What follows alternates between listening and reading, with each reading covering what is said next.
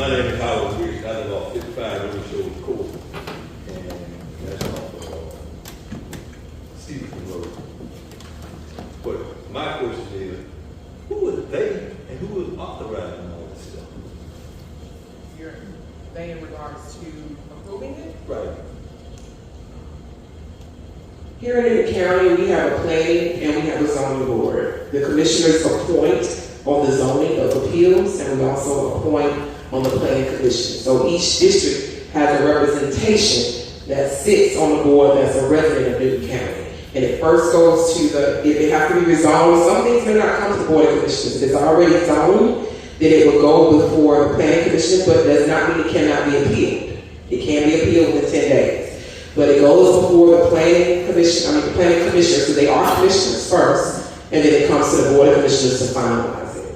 If it's appealed, then it goes before the zoning. Like for instance, the apartment complex, y'all just recently, not apartment complex, the 217, whatever, residents appealed it.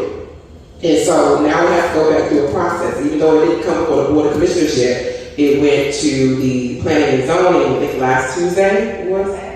But you can appeal within 10 days. So residents in certain areas appeal because they were not informed. Because you have to inform the people in that area and they didn't know. So they appealed it. I also appealed it as well. And so there is a process to appeal, and it goes back and forth, and it may come before the commission or it may go before the zoning of appeals. My next question, like I said, I live off 55 River Shores Court. All of them got from 2 to 7 acres out there. And they came in and put this spray field in it. We got the own big lane road to go down in there. You wouldn't think about it in that area because it's so far back there. But I used to walk all the way through there. They put this spray field. When I'm walking, I didn't realize they were spraying poop out that field. They run it under the road and come on and just spraying all over the place. Some sprayed on me. I died 911. I went to the record there in case I dropped dead, but something needs to be done about that. I think Kyle was over the area at that time. But anyway, that's all I'm got. Anyone else? Anyone else would like to speak in regards to housing and your solution? Okay. Yes, ma'am.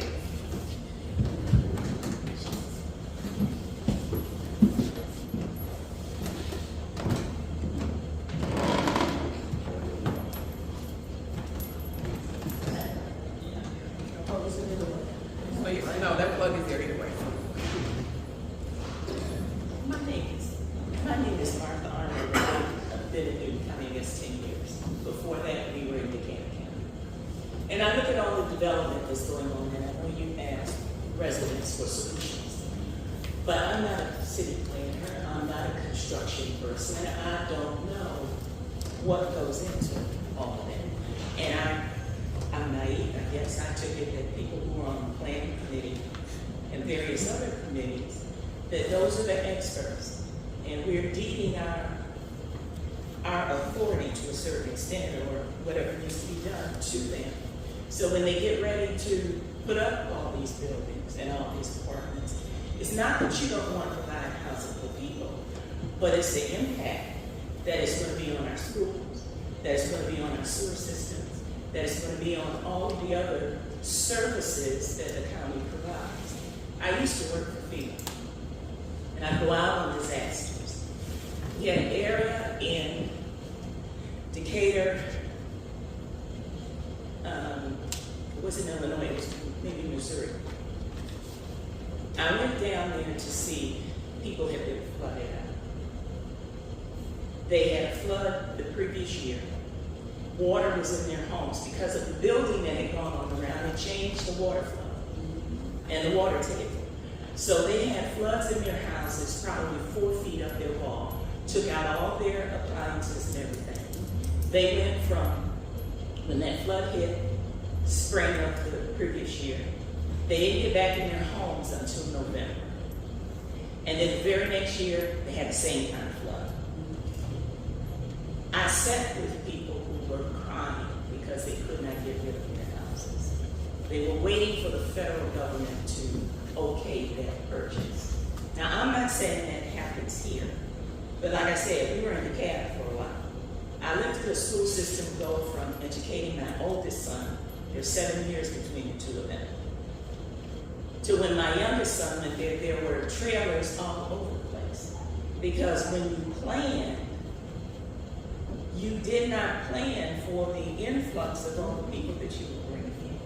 So my question or my concern is, how do we plan? Do we look and see we're going to approve this building, and then along with it comes a plan for the sewer and the education system and all the other systems that are required? Or do we just plan and bring in the housing and we suffer through until we get roads or we get sewers fixed or we get whatever else it is, and especially the education system, because kids don't learn in trails. It's not a comfortable environment to try to learn and respect yourself as a student. I'm just saying, I'm looking for the people that are doing the planning and the pre-planning. It's not that I don't want development or I don't want to see people in their houses. It's that we've got to do it.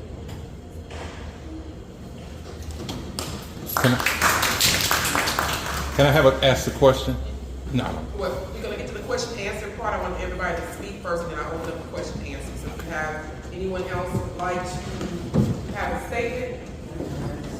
Okay, in the question and answer session, so.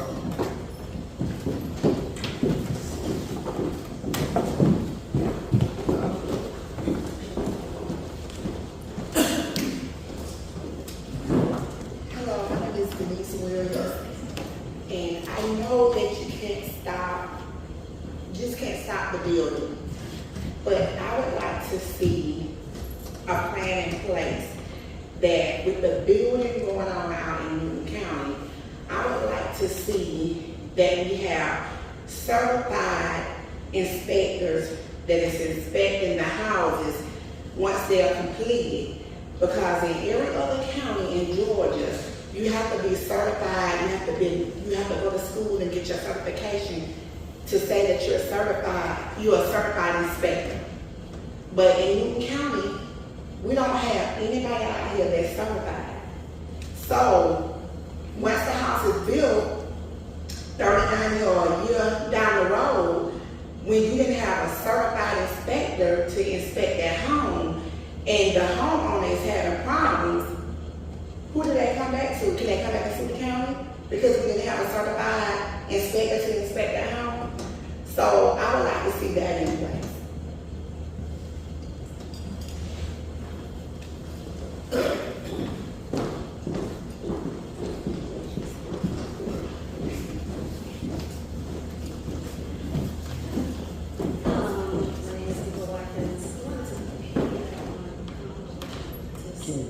But as we are building, there are so many students, there are so many students that are coming in, and so what are the incentives for educators to have educators living in the community? I am an educator, I live in the community, but I know a lot of my colleagues that don't live in the community.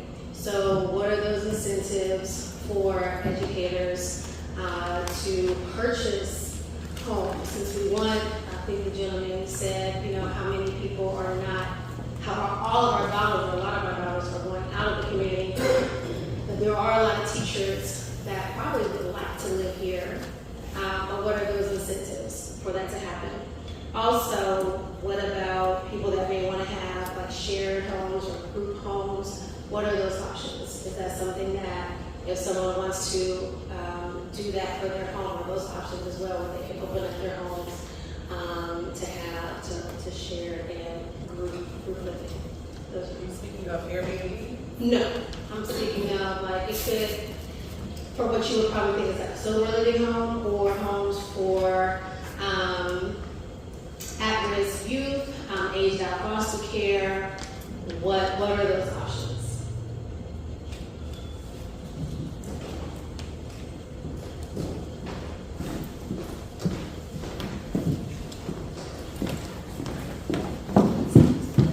My name is Sabrina C. Farrell, and I'm very newcomer to Newton County via Atlanta, Georgia, DeKalb County.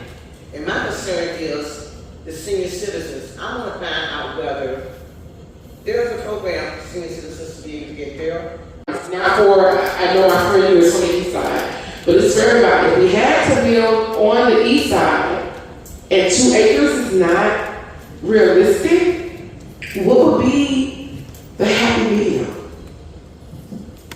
Anybody want to answer that? Even if you want to, yes, if you want to come get your mic, I would love for you. I would love, because I want to hear from you. I'm a type of official, I'm a public servant. I don't like making decisions up there without hearing from the people. So this is why I had this, because I wanted you all to hear, and it's been recorded, so there's a lot of people watching. I have a lot of followers that are watching, so I really want to hear what would be, let's have a kind of. Sit here and face you. Yes, sir. Does it need to be this type of conversation? Yes, sir. Why is 2 acres not 4 county? Because of the amount it costs. To give you, like I said, the bills, because of the materials. There's inflation.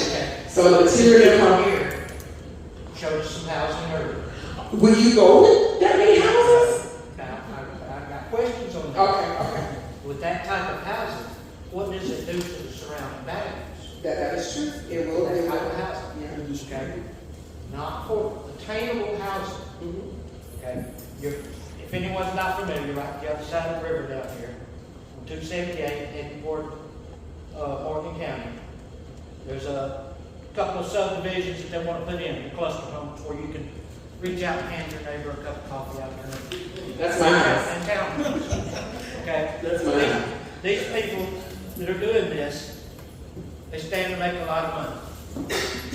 And if they build homes on 2 acres, they can still make a lot of money.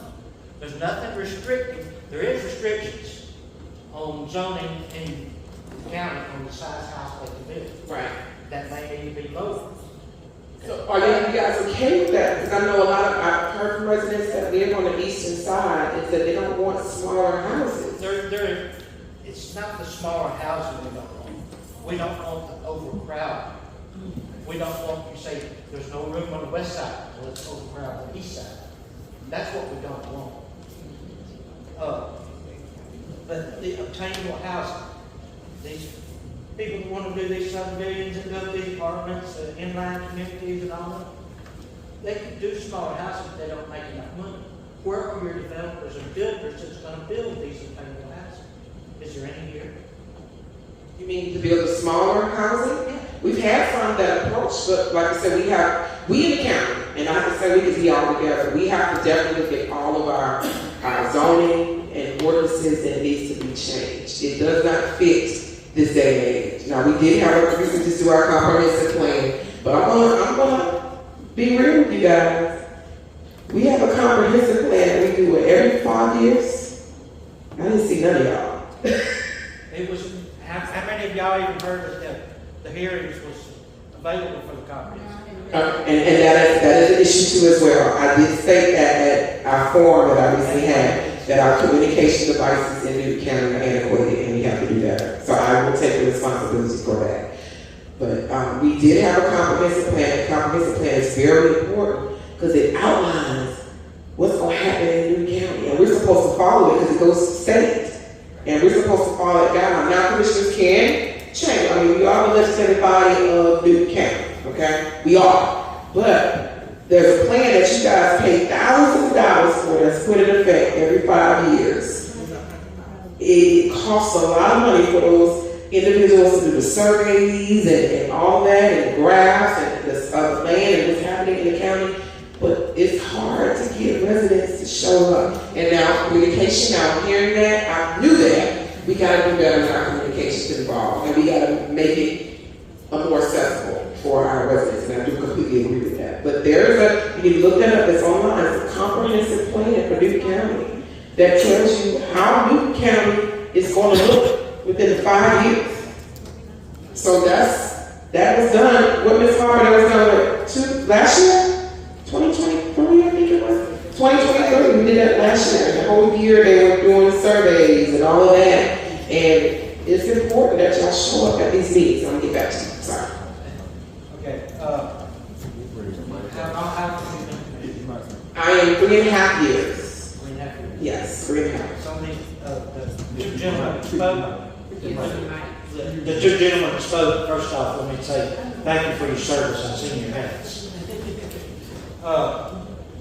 in your time, and anyone that may have been here before, how many times have you heard someone that wasn't going to profit from one of these high-density projects get up and speak in favor of it?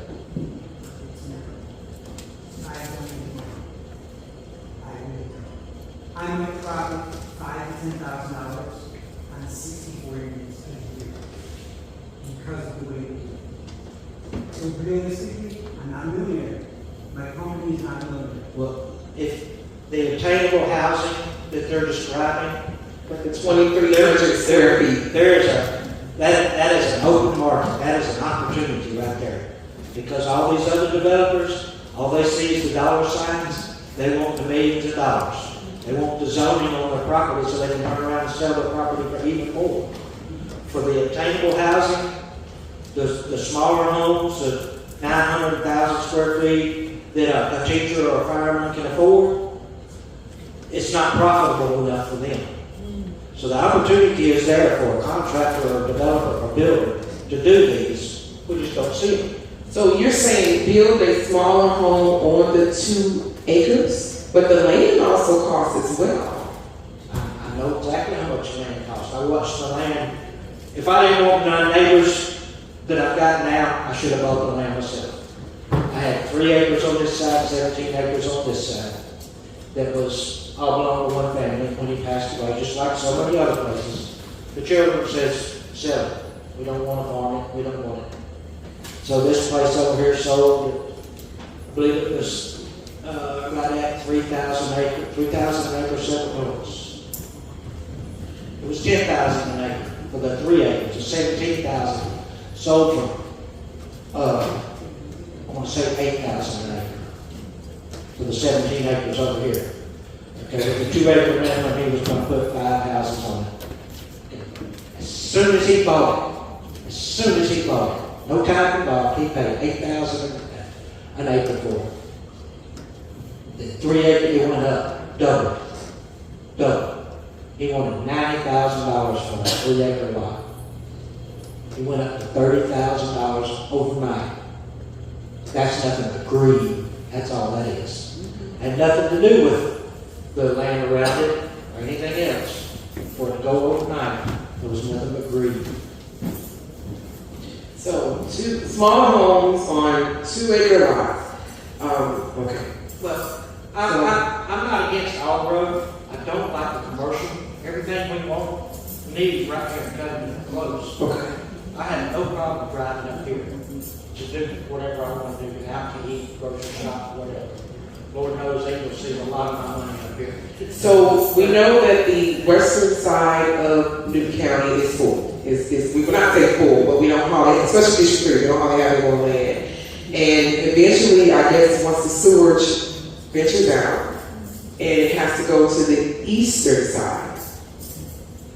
And there's a request to build subdivision, which we already just had one that just passed. So my question is to you, for someone to build affordable housing, when I spoke to one of the, like I said, I spoke to the VP of DR Horton, it's just one of the ones, she stated that in order for us to build affordable housing and obtainable housing, it has to be smaller lots because the materials cost so much.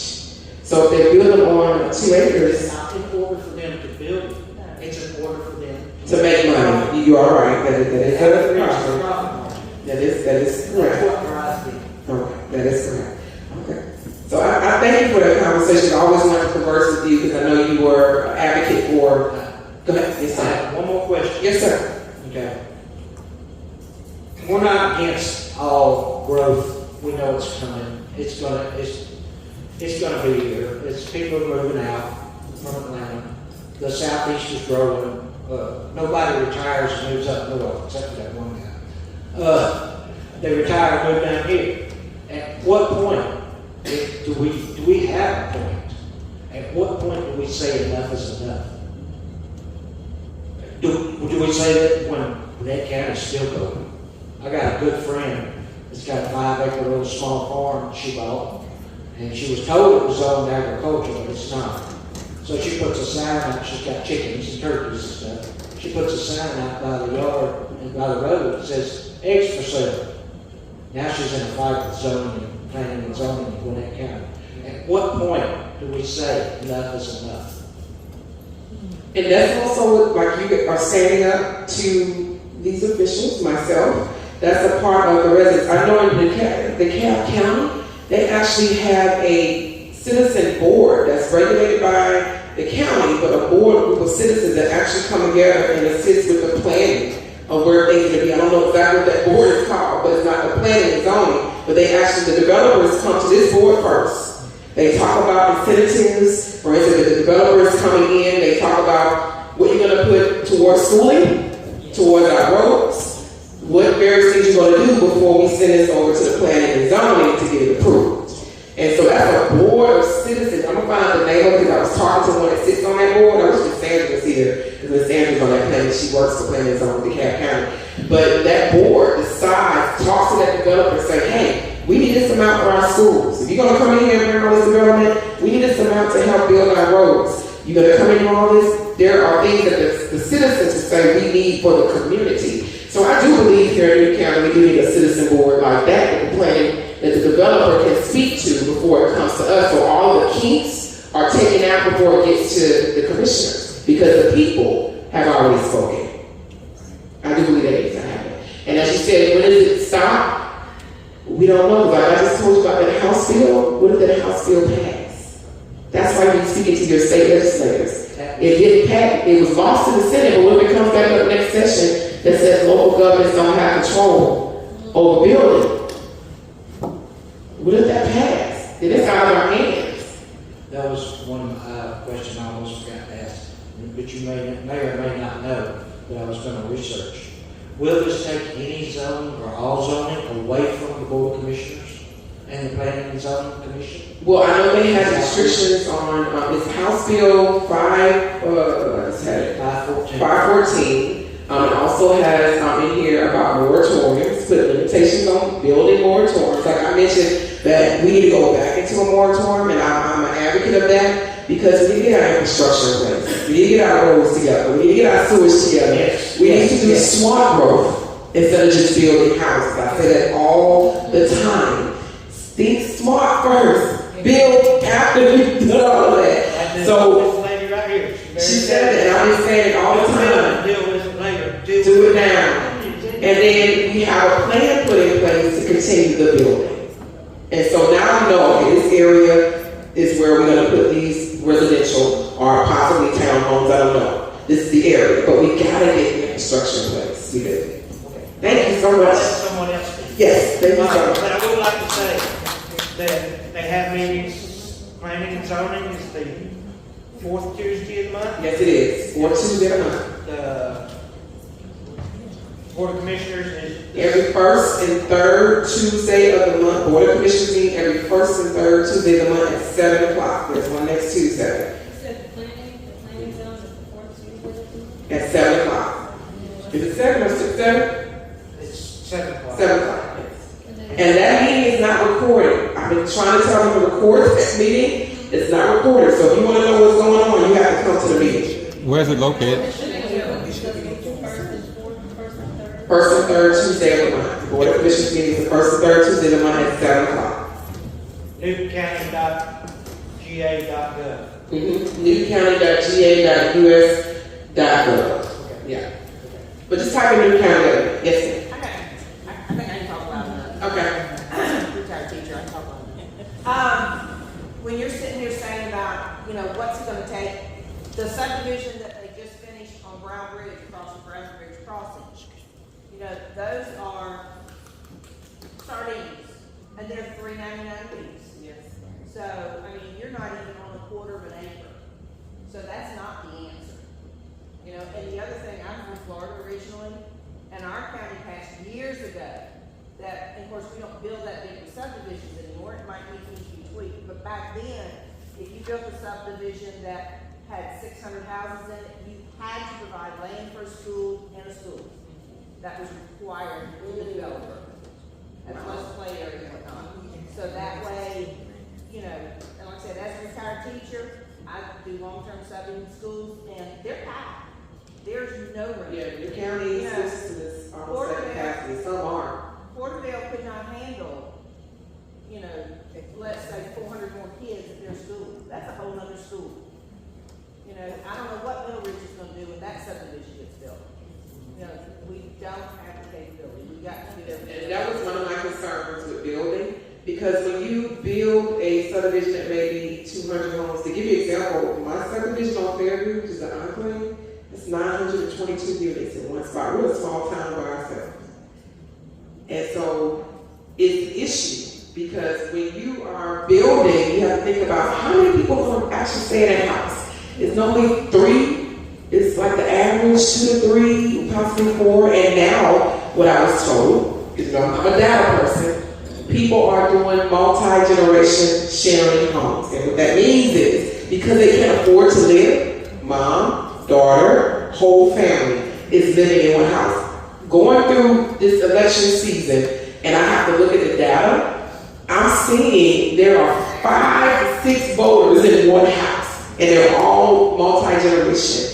So think about how many houses has 4 and 5 people. Multiply that times 200 houses. That's small. I have commissioner friends in other counties that have a district of 3,000 people. That's not one subdivision. So that's a town, a district, a town by itself. So we have to think about the average amount of people that are living in homes. So and that's a new thing now. I just told that there's 2 to 3 people on a mortgage, 2 people on a mortgage now. The daughter, the son, because people cannot, they can't survive. So it's really important. So I hear you. At $399, I know I could. $399, and that mortgage at $399 is in between $2,600 to $3,000, $3,300 a month. Who is making that? Who is making that? There's nobody making that. The other one was homes for the, was it home? Question 8. Anybody else had a question before I go over the list? Any questions? Yes, ma'am. I guess my question, to piggyback on her, this lady right here, when we have in a subdivision that you said now has 5 people per home, and again, with the schools, what are we going to do about that? Because you have the high schools that are reaching 3,000 students. Mm-hmm. That's a lot of students. You know what I heard from a teacher, and I'm going to research this, this is what she told me. She said they don't build schools until they reach capacity. So I think that needs to be changed. Well, they build schools based on the average. Yes. And when you have little Hogarth County down here that only has 200 kids in your county, that gets in with the average. Mm-hmm. So your average goes down, and they don't build it for the community. Yeah, they don't build for the future, which needs to be changed. I do believe that the school system, law enforcement, needs to be a check-off box when you're building. Because if you don't have enough officers, and when I first came in this position, the first thing the sheriff told me is, he said, can you please help the commissioners bring me to the table when you're building? He said, I get blamed for not having enough officers in a certain area, but you don't bring me to the table and telling me that you bring 3 subdivisions. Then you expect me to do a miracle to man this area when you didn't bring me to the table from the beginning and say, hey, Sheriff, we have 3 subdivisions that's going to be 217 people. Do we have enough safety, manpower to cover this area? If not, then we need to be doing something to where this developer is putting money into the county to make sure we can increase the average salary to keep people. Because the problem here in the county, we are probably embarking on 124,000 people. On this, we are 117 because of the census, but only 67% really completed the census. So we're probably in 124,000. And so with the size that we are not in DeKalb County or Fulton that can pay their law enforcement certain rates. So what's happening is you have people come here to get trained, and then they go get the higher salary. And so what needs to happen is, when they're building homes, a certain percentage is to go in law enforcement to increase the salary so we can maintain the officers. Because we as the Board of Commissioners, we provide the budget for the Sheriff's Office, the constitutional office, that position is the constitutional office, but the budget is based on what our general budget is. So if you hear somebody saying, we're gonna increase the salaries, if it's not in our budget, we can't increase the salaries. It's our budget. The finance person who is specialized in that area is providing the amount that they can give based on our general budget to that department. And saying increasing salaries that may or may not happen. So we're gonna have to increase people in the county in order for that to happen. So when developers come in, their message should be, this is just me and my wish. I have other commissioners, colleagues that have to agree with what I'm saying. It's just Commissioner saying that developers to put something in safety so we can maintain those individuals. Not only that, in the most dense areas, I had the fire chief reach out to me last year because I have literally watched in my district and in my subdivision, watch homes burn down to the ground because they could not get to us on time. When you have a certain amount of homes in an area and a certain amount of entrances that cannot get you on time, so you have to have a certain amount of fire stations to get to these people. And that is my other issue. I've watched 3 homes in my term. That's probably, I guess I say 1 house per year. I've been here 3.5 years. Burned down to the ground. I got to the location before fire services. I got there before fire services, and I'm watching the house burn down. That is the issue for me. Our questions are up that. I don't know who went first. Okay, let me. I'm gonna get up here. I wanna make sure I hear it. Okay, I'm down with that.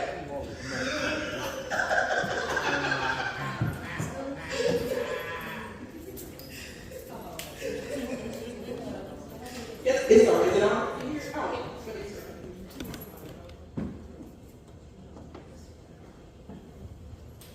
Hello, everyone. To piggyback on what you just said,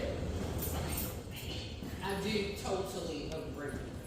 Before these developers come into our community and plan for these big projects, safety should always be first. We also, along with needing more policing, more fire stations, we need more hospitals. You're bringing an influx of people because you're constantly building, but you don't have the capacity to take care of these folks in case of a medical emergency. So we have to see the big picture. We have these developers that's coming in to benefit from our communities. They could care less if schools are here for the kids to educate them, if recreational systems are in place to keep the kids off the school, off the streets, if we have the hospitals in place in case of medical emergencies or period. You go to the average emergency room, you're in there for hours. Hours and hours. That makes no sense. We can't be collectively on the boards and not benefit the community. We're here tonight because apparently we are homeowners. We have vested interest in our communities, in our homes, and where we live. And I think it's blatantly disrespectful for these developers to come in and think that they can do what they want to do, and it's not governed. We should, and another thing, the taxes for the seniors. I'm hearing a lot of seniors say that I don't have kids in school. I don't have grandkids in school. The taxes for the school taxes are more than our property taxes. That makes no sense. We have other counties, 55 to 60 or 65, that's giving seniors a tax break. Right. We don't have to have a cap at 65. It's really should be up to us as a community without cutoff cap. That's something that needs to be addressed. And I've heard you say coming in the door, and I have a problem with it. I should not have to drive to Conyers in order to go to some of these warehouse grocery chains, like BJ's, for instance. We're taking money out of our communities, putting them in other communities, so we'll never be economically where we need to be. I'm hearing that, the developers or the big businesses don't want to come to Newton County because the revenue is not here. The revenue is never going to be here if we got to go to Atlanta to shop, if we got to go to Conyers and our surrounding counties to do any shopping. Why can't we bring it here? 4 or 5-star restaurants, 4 or 5-star stores, exactly. We need to do better. Because where I pay my taxes is where I should be shopping, whether it's retail or grocery chains.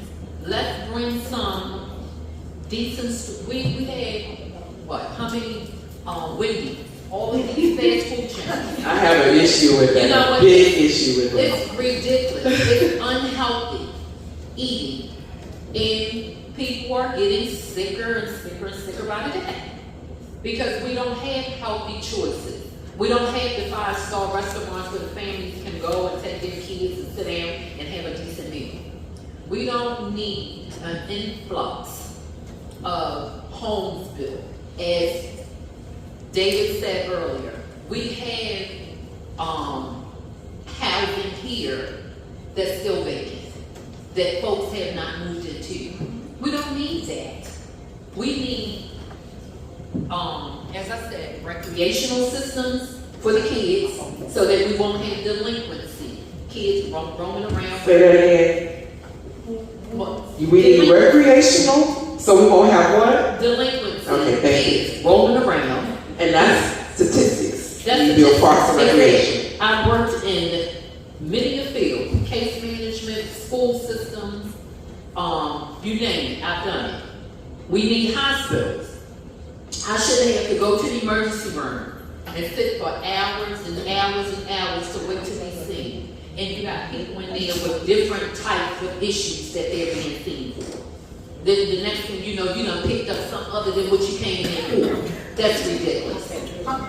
I shouldn't have to drive to BJ's in order to buy in bulk. We need it here in Newton County. 5-star restaurants. I shouldn't have to pick and choose like, I don't feel like cooking today, but there's really no place to go. Everything is fast food. You can count the 4 or 5-star restaurants that's in our area. I shouldn't have to drive to Atlanta. I'm putting revenue in Atlanta again. I'm putting revenue in Conyers again, or wherever we go. Let me see. I think I pretty much spoke on everything. But let's, with the taxes for the seniors, let's get that money. Because I should not be paying in other seniors more for school taxing than I'm paying for my property tax. That's ridiculous. It's ridiculous. So I'm pretty much finished. Thank you so much. Just to add on, your school taxes is through the Board of Education. So that's another meeting y'all need to be attending. Make sure y'all go to that meeting. Yes, sir. I don't know who's that was. Well, my question was already stated, dealing with the hospital, that I was talking to my neighbor. That I need to move in here, one hospital for all these people. We got sold. This hospital, and then Piedmont bought it, which I don't know how our hospital was up for sale. That's a whole nother. It's a private enterprise, He runs by failing hospitals and tries to improve. They do it. I did not bring the letter with me. One of my new neighbors gave me a letter. She works in the school system somewhere. There is a meeting. I cannot even remember the date. The school tax is set on a millage, like property tax. And they also have meetings that are, I think there's 2 or 3 meetings. I believe they're in July with the Board of Education. They're public, open to the public, we're able to speak, and the Board of Education for Newton County wants to raise the school tax more. What? I have the Save East Newton, I have a flyer here. It's a web page and a Facebook page. I don't let anybody else speak unless I approve it first. I just wanted to inform when the meetings are. It's not a political page, it's not a bitch page. It's just to inform when these meetings are. Like we stated a while ago, when the meetings are here. Come to these meetings. Bring your neighbors. Bring your friends. Commissioner Sanders and her colleagues up here, the first thing they hear on these zoning issues, they hear high dollar lawyers. That's who they hear first. They need to hear us. If this room is full, that speaks a lot louder than I can by myself. So y'all need to come. And I will put the notice for the Board of Education, I will put it on the website and the Facebook page so that everyone can find it. And he is correct. When we see this room packed, we ask each other, what's going on? What's happening in your district? So it speaks volumes when you show up. Good evening, everyone. My name is Frank Merrill. I have lived off of Elks Club Road in a subdivision over there for the last 2 years. My wife and I, as Martha here, we thought we were buying our forever home over there, and we do see a lot of changes going on. I see all the logging trucks coming out. I don't know what's going on over there. But my question basically is about the planners. It seems to me that they either have a lot of discretion or they don't have a checklist of things that they're needing to report to. And my question is, do they attend the meetings that we have with the commissioners so that we can address them and ask them questions on how they come up with their determinations and decisions as to, zoning, housing, or whatever, to provide us with information? Are you speaking about the planning commission? Yes. Because I understand that you mentioned that the commissioners appoint. Yes, sir, a resident, a taxpayer. And do you require them to sometimes come to the meetings? Well, I know mine comes. My planning and zoning person is very, very active and the voice of the community. She comes to the meetings, and she does listen, but sometimes I think with the planning and zoning commission, there needs to be some training, just like commissioners go to training. That's why you see me always at training, because when you have I'm going to say this, when you have an elected official, you want an elected official who's constantly learning because the laws change. You want an official who's constantly updating themselves, because if you're constantly staying in this one place, stagnant area, you're going to always think the same, and you're not going to think outside the box. So you want somebody sitting up there that's going to learn and open to learn and to hear from the people versus sitting here. So with planning and zoning commissioners, they need to be trained because they are residents. And so I can't fault them because there is no official training. They may be given certain packets. They're given packets before the meeting and they have to read over these big packets. But if you don't know the terminology and the language, then it could be an issue. Just to have to give an example from the last meeting that with the 217 homes. My planning and zoning person was going to deny it because she spoke to some individuals. She felt that she had to approve it because she was afraid that somebody stated to her that the county would get sued if she don't approve it. So I had to explain to her, that's why we have county attorneys.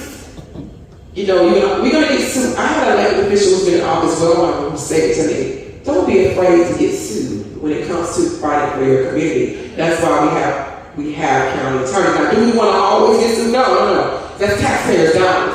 But when it's something that you believe in, like for instance, like you said, infrastructure needs to be placed in this 217 homes, might affect the area, and you said my community doesn't need it, then you make a decision because as planning commission, it's not final. That person appeals it, it's just going to go before the board of commissioners and it falls on me. So I had to explain that to her, but because she didn't know that, and there was no official training for these individuals we putting on the boards, that's a problem. So there needs to be some training where they need to go to those various classes and learn the terminology. I guess my question is that, because if you're going to be making a decision about putting in a subdivision, who are the people, the engineers? I mean, do you then get information from engineers in terms of the impact? And that's what these people are doing? Because a regular citizen is not going to, depending on their background, is not going to have the knowledge to sit there and say, you put in 217 houses. What's the impact on the water system, the school system, and all of that? When our office is in Congress. On our way to our office, we passed by this gigantic subdivision that they were building over on, I guess, Irish Road, Irish Drive, whatever it is. Down the street from that was a poor little elementary school. And they already had big time traffic issues. Now you put a whole apartment complex and houses. Those people, kids are going to end up trying to go to that elementary school. So who plans? Who thinks about that? As far as the hospitals are concerned, I think it's the state that does certificates of need. They control where the hospitals are going to go. And the reason I said that is I was working at Northside at the time when people were deciding who was going to get to build the hospitals up in Alpharetta. We still needed a hospital on this side of town. But they were deciding and fighting over who was going to get the certificate of need to put a hospital up in Alpharetta. And they did that before they had all that housing. I'm glad you said certificate. I can answer the question. I'm going to let you answer it before I go to her. I just want you guys to be aware, we have something called a 911 certificate, to where the county will control the ambulance service and so forth. We gave that away in 2016 to Piedmont. So we don't control that. So we have a third party that does our ambulance services. Now, going to training, I learned we should never, ever give away our 911 certificate, because you're, as a county, you want to make sure you're controlling the safety. And there were counties that were in that class with me that have recently just got their certificate back so they can control the ambulance service, because they had residents who were sick who could not get the service. I mean, it should not be 15 to 20 minutes before an ambulance gets to you. So that's why you may see some of the response times. We don't control that here in the county anymore. That was taken over in written off in 2016. I think a 50 year. Is it 50 year? Was it 50 years that I was certificate? I'm quoting me about it. It was a long time that was signed off for. I'm quoting on that time. Well, I can somewhat answer her question. He was asking about who researches the impact for development. Okay. When these proposals come before planning and before the commissioners, there's a packet. You can get it from the planning and zoning office right over here. Ms. Shane is a nice lady. She will email it to you if you want her to. In that packet, there is a page. It says at the top, it says impact analysis. It's got a whole bunch of questions on it, a couple pages long. You know who fills out that impact analysis?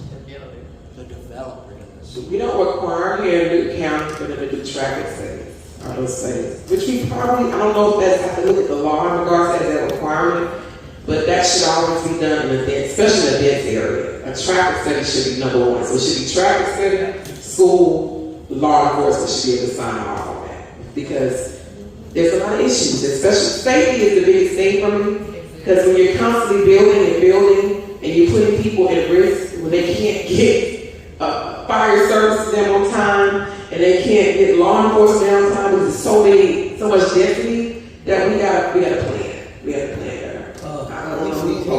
Right here, okay. First of all, I guess we need to start from the beginning. As you said, we put these people on these boards and they think they have a lifetime appointment. That's a big problem. First, it's tax assessment. Now these tax assessors been on these boards and they refuse to come off the board. Like you said, we need more ideas, new ideas, and growth for the future. We ain't getting it from the tax assessors. They don't want to come out, they think they're there for a life appointment. And all these, commissioners is meeting behind back doors. Certain commissioners meeting behind the door, sign, block this, block that, to keep somebody else on point on that tax commission. That's real wrong. And stop somebody else's appointment from being appointed. Now, in District 3, for instance, there's two things that I had words with people about. And I don't care if they want to go to blows with it. But that's that waste committee, solid waste. Now, these people, Elena had appointed, she was supposed to be over it. What's the first thing? Something violated the order that is supposed to come in. It wasn't their thing. Stan Evans, he appointed himself. And I know that's against the rule. To be before her, he already had his term. And they got that same little group of people that's been there forever, and you ain't getting nothing done. They hide contract for the other people in the county that's getting these contracts, all in the glass, the aluminum, and metal away from here. Why you can't get that information? They'll jump you through hoops trying to get that information. You ain't gonna get it. Also, these commissioners also is, you got to keep an eye on. You got to keep an eye on. Y'all know it's 3 commissioners actually running this county. It's 3 commissioners. When you hear that vote, 3-2, 3-2, 3-2, 3-2. They already done met somewhere else and plan on what they gonna do. Now, one time every week you come up here, you hear these, what you say, citizen comment. Not one time has you ever heard them say, oh, we gonna meet and discuss y'all complaint. Not one time. Not one time. Chairman Banks tell y'all what? See your commission. One commissioner can't do it, like he said. One commissioner can't do it. Meet with your consistent out here, all of us, and listen to the complaints that everybody don't told you about. Just one day a month. Just one day a month. To have a session one day, you said a session one day a month to hear from the residents? I don't mind doing it, but I mean, of course it would need to be, we can make, let me say this. 3 commissioners cannot meet, but they can. I just learned that last week in my class, my transparency class. So we have something called a sunshine law. So if commissioners meet, we have to make it public, so you know. We cannot meet behind closed doors. It's illegal. But if you have a forum like this, we can be in this room as long as we're not discussing. But to say, protect the commissioner, all we have to do is just make our clerk, make it a public meeting, and say, hey, it's a public meeting, we announce it to the whole entire county, we're going to have a session for the citizens, and we want all the commissioners to be there. So it's not hard. It's not hard. Can we get a term limit? On commissioners? No, can the commissioner vote to have a term limit for how long people? The appointments on boards. Yeah. Oh, yeah, commissioners can do that. Yeah, but they have to go back up to the state because it changed the bylaws. But if the commissioners can vote on this level, we have to go to our delegation. And I just want to say, you can tell when they done had meetings because this is a throw his hand up over here, this is a throw his hand up, look around, then he'll throw his hand up. Well, we want to make sure we stick to the topic of housing. I don't want nobody saying I had y'all here talking about other commissioners, you know. They come down to me a lot. I get all bright from the county. They think that I send people to do stuff here in the county. So I want to make sure we stay on the housing piece. I'm sorry, good evening. I really didn't want to see anything. I really didn't want to be on social media or whatever the case may be. But I'm a realist, first of all. And I also want to give a shout out to law enforcement. I'm a law enforcement educated too. I'm just going to say it. The developers are getting free lunch. We know that. And this hasn't been just going on recently. It's been going on for some time. I raised my whole family here. I've been here 20 years. I'm getting ready to retire from federal law enforcement. And I watch these things on YouTube. It's a flat out embarrassment. The lady from the state, the Gold Dome, had to come down here and talk to the folks. And there's a bunch, not yourself, I'm just telling you right now, I'm here to listen. There's a bunch of clowns and obstructionists on this board. We'll never get anything done. And like I said, I've been here 20 years, I got 3 properties, raised my family, and I'm thinking about getting out of here, because I can't. But my mother's here, I brought my mother here, she's a senior. She's having the same problems with, her fixed income, and they're raising, her taxes are more than her mortgage. I mean, it's crazy. But the thing is this, what are we gonna do about obstructionists and clowns on a board that, these people are behind closed doors. So I mean, let's be real. But the thing that they see in my business is follow the money. They say that all the time before we slap them with a federal indictment. Follow the money. Where's the money at? You're building houses, but there's no infrastructure for anything, nothing for the kids, anything. So you're basically letting all these people come in and have a free lunch everywhere. It's not the west side. Okay, we can't do anything more on the west side. We packed in this like sardines, and it's good to hear the people on the east side because it's about to hit them too. So now we're forced to work together because it's going to hit them too. But what do we do in the meantime? Election time, you're the only one giving information. I've seen you in the community, we talk all the time. I see that I'm not in District 3. I don't know who's running District 2, but let me pull it back. I don't want to be on TV like I said. But I'm not beholden to the county. I'm not beholden to the county. I can say what I want to and not fear from any person, any repercussions at all. But the bottom line is, where's the money? Who's following the money? There's no way you can build. I've seen the sheriff beg for money, beg for positions. How is that? He's supposed to be the #1 elected official, most powerful official in the county. Why is he begging for money? That's right. These folks over here hard working. I got 20 years in the Fed game in law enforcement. I know these folks working hard too. The teachers too. So yeah, they should have programs where they should have affordable obtainable housing for anybody who's a county employee. I'm not trying to be PC. But at the end of the day, who's following the money? Who's following the money? With that said, thank you.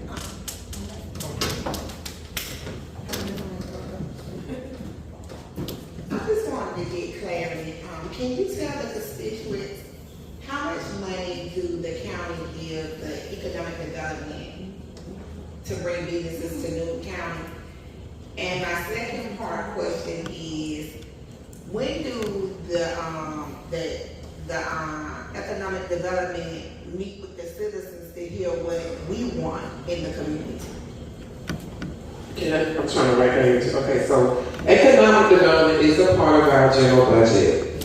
The county, it was increased in 2022. It used to be $250, but I know it's $350,000 now. It goes to the economic development department, and their responsibility is to bring economic development into our county. When they host the meetings, maybe Ms. Harper can probably answer the question. I don't know when they host the meetings for the residents. I know they do have regular meetings on their website that it's open to the public.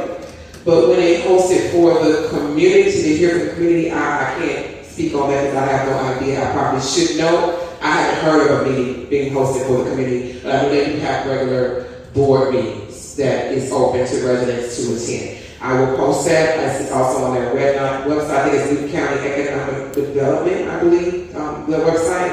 I will make sure I post that. So if you're following Commissioner Leonard Sanders on social media or in my newsletters, I'll make sure I share that information. Yeah, because that bridge needs to be gapped. I mean, we need to close the gap, because if our taxpayer dollars is going there and we never have input, that's why we don't see what we want to see in our community. Because they never hear from us. That does make sense. My name is Cynthia Butler. I came to observe and to hear, but as far as following the money, I have been trying to follow the money for months through open records requests. They will not give me the information that I need as far as commissioners that's got bids, making a lot of money, but I can't get no contracts from the county. Was it RFP out? Why they got all this business with these dump trucks and I can't get that information. They refuse to give it to me. So if you ask for it through an Open Records Act, I've been to Washington trying to get it. I've been to the State House trying to get it. It is very difficult to follow the money when purchasing and finance refuse to give me that information. It's not right to have our commission sitting up here making all this money and we can't find out how much money they making from Newton County. Are they sitting on boards where they're voting for them to get bids? It's not right. And they're holding us back. I believe in being fair to everyone. Now, I'm a real estate agent. I believe in affordable housing. I met with every commissioner in Newton County. I met with every commissioner in Rockland County, one-on-one. I have a degree in business. I retired from corporate structure. I understand how business works. But it's unfortunate we have these people sitting on the board in Newton County, Rockland County, that do not want to bring affordable housing in here. It's plenty of money in Washington, D.C. We just need to go get it. But they won't go get it because they don't want to bring affordable housing in here. I talked to my commissioner, and we call them homes for heroes. Those are the ones that work for law enforcement, teachers. I got a plan, and I talked to all of them about the plan, but no one has done anything about it. We've got to stop electing the same people, going around the same mountain, and getting the same results. We got to vote these people out. That's the bottom line. We got to vote them out. They got lying in their pockets. I'm gonna say it. They lying in their pockets and holding us back. When I can't get that information from open records requests, that means they're doing something under the table, and they don't want me to know about it. Because I know how to. I retired from Brady Hospital. I put it out there. It's purchasing management. So that's what I did for Brady 15 years, do RFPs, make the award, and then take it to the board of commissioners at Brady. So I know what I'm doing, and I know what they asked for. They have refused to give it to me. And it's a shame that they making all this money up there, and they will not give me it. I'm not making it. Oh, I don't put their names in there. I don't put their names in there that I know about business. And they won't give me the contracts, and how do they get all this business? It's not right. So just to expound, if you're not receiving open records from the county, it's illegal. You can report that to the Attorney General's state office, and they will handle it. I've done that too. I'm waiting for them. So yeah, they will respond. They will contact our attorney to see what our attorney will do. Because I have to report open records as well. So you have to go to the Attorney General, and they'll fight on your behalf. Okay. I have two quick questions. First question is tax-wise. Property tax with apartments as compared to property tax for homes. I've had that question many times. I mean, how does that play? The property tax will be based on the building structure, not the individual people in the apartment complex. Now, does that need to be restructured? I would say yes.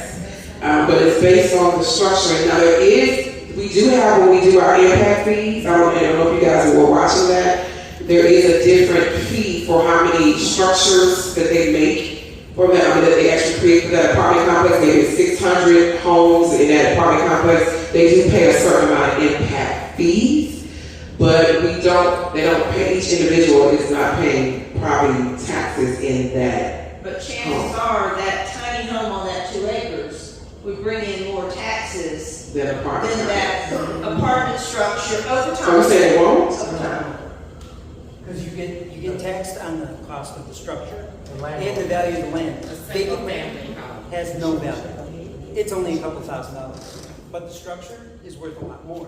So you actually get billed on the cost of your structure. That is why your taxes just went up. Okay, so 4 homes on 2 acres, which probably bring in more money than Right. that apartment. And it took 5 times. I thought it was, yeah, To expound a lot on your, and I'm glad I asked for the tax assessor to be here, but it's my fault that I forgot to ask for the tax assessor officer early. So I wanted them to come here because I knew I was going to get questions on that tax bill. I already knew it. I wanted to expound to let you guys to understand. The commissioners, the board of commissioners, we rolled back the millage rate. So it was 11 mills, I want to say, I'm trying to remember in my head. Last year we rolled it back to 8 mills. So the issue is the value of your homes. That's increasing the tax. Now we don't control school board. We have nothing to do with school board taxes. You gotta talk. I think everybody forgets that y'all vote for a school board member. Because I get questions about the school board tax. You vote for a District 3, District 4, 5 school board member. You have one in every district that you vote for. So you can go to your school board member and ask the questions about your taxes, the taxes that they do with their millage rate. And they're supposed to represent me. So that's why it's important to not only talk to your BOC, but BOE as well. Because you have a member that you vote for. Just like you vote for a commissioner that represents you in the school board. My second question was, Yes, planning and zoning, I was here when they, and I'm not in that district, but when they denied that, use for the house on 142 for the, event venue, yes. I mean, and we had 2 planning people that, when they fought for the vote, they said, immediately denied. And my opinion is, if you're on planning and zoning and it's something in your area, give the information, but you shouldn't be allowed to vote. Because it was obvious that those 2 planning and zoning board members were in cahoots with one another.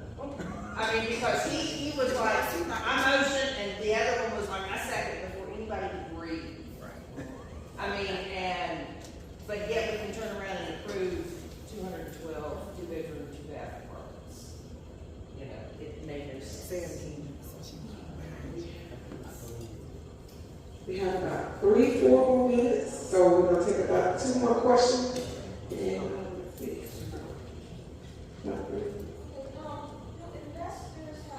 Investors on residential property have a different tax structure?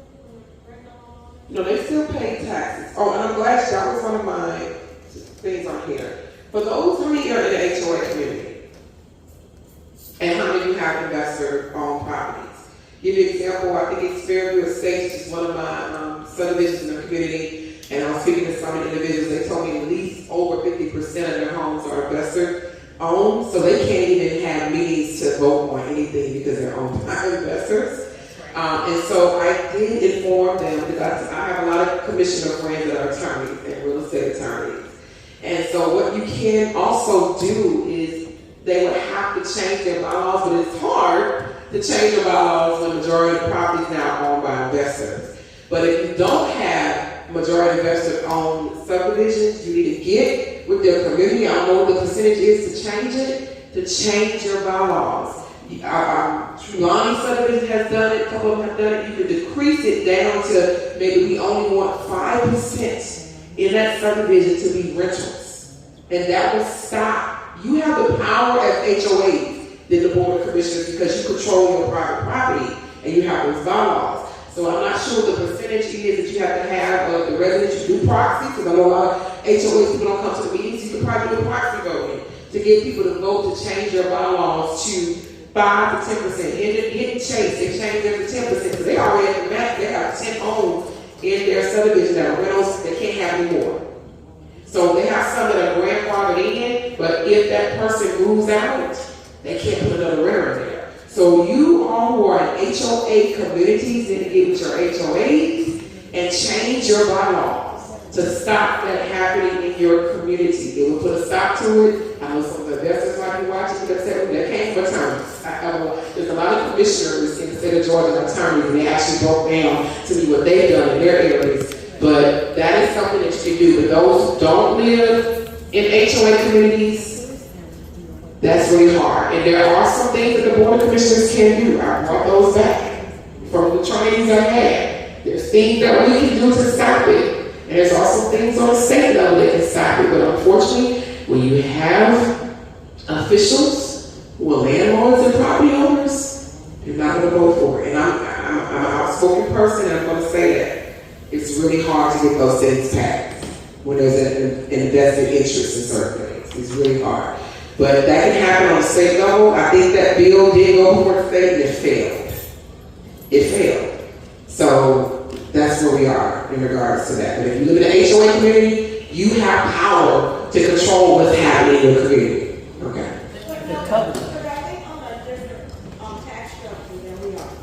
No, the investor still is the property owner.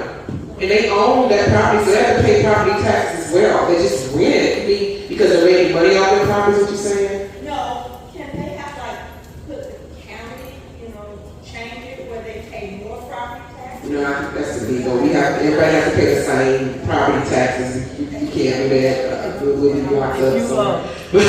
But no, everybody pays the same amount, but the investor has to pay the same property taxes as everyone else. You have to go in and change your covenant. That's what I was saying. They're covenant, the bylaws, and all that in their HOA. And I think we have one more question because I don't want to go over time. I have our officers are here. Thank you so much for assisting us. So super quick, everyone's so concerned about taxes. Everyone should look up to see what tax deferred incentives are. Because if I get a tax deferred incentive, I collect taxes from my tenants and don't pay either to the city, to the state, or to the tax.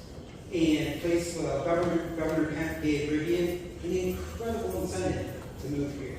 I'm glad they're not yet. I'm glad they put that off because they're not paying taxes on it. Therefore, they're going to bring hundreds of thousands of jobs theoretically. And when they do, they're not getting taxes to the locals. Now, all the homes and everything that they rent or buy do pay taxes, but the company itself does not. Every time Sam's Club moves, every time Costco moves, every time Walmart moves, they get tax deferred incentives, which means we pay more for everything. You guys are upset about your educational taxes? It's because of tax deferred incentives. Just a small part. So people were worried about flooding earlier tonight. There's a way of fixing that. There's concrete that is more porous than grass. It absorbs more water per inch than grass does. You have to vacuum it every 6 months. It's incredibly weird, but it's cool and it saves floodplain. Also, when you're looking for building new things, build in blighted areas. It's the only place I used to build. Also, you guys are talking about all the empty apartments that are around here. When there's 60-70% empty apartments, it's because, one, they cost too much. People can't afford them. Two, they might suck. No one wants to live someplace that sucks. Let's see, you guys were also talking about shared housing, homeless, and elderly. The problem with that is not in my backyard. And I'm not going to say anything about that. Just look up what That is a good statement because homelessness is prevalent here in Newton County. I was a part of the Georgia count where I went out in the trenches. A couple of us went out in the trenches and we actually counted and voted the homeless in the area. They are here. We don't have space. We got to do something about it. So my actual question is, you guys have that 5-year plan. Most cities have, with their HUD housing or their children housing and stuff, update their 5-year plans once a year to make sure their goals are like, if your goal for your 5-year plan was to get 160 new single families, then the next year you update it to, we built 70 of those, so now we're down to 90 new homes, but we still have those 2-bedroom rentals that we need to build, and that was the 200. Do you guys update that here?